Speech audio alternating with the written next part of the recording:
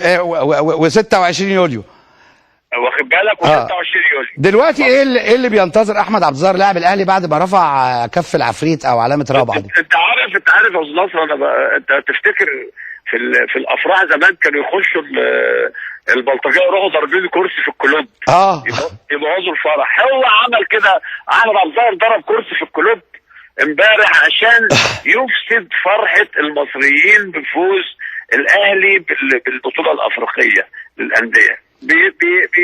بيعمل هذا بعد برضه لان الزمالك رسم البسمه على شفات الزملكاويه قبلها بيوم، وعلى مصر كلها. المصريين كلهم فرحانين للزمالك، وعلى مصر كلها. وبعدين زي ما احنا متفقين يا استاذ نصر وانت استاذنا في القصه دي، في 3 احداث مرتبطين ببعض. ماتش كاس مصر ما بين الزمالك ووادي دجله، مباراه الاهلي امبارح والنهائي الافريقي مع اورلاندو، والثالثه المباراه يوم 19 مع غانا.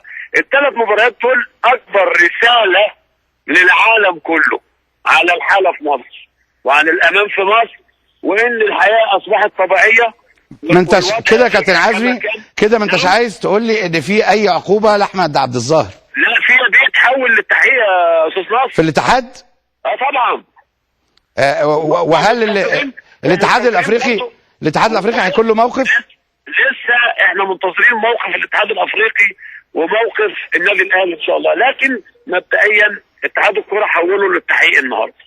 يعني ده حصل بالفعل؟ يعني حصل بالفعل، اتخذ هذا القرار.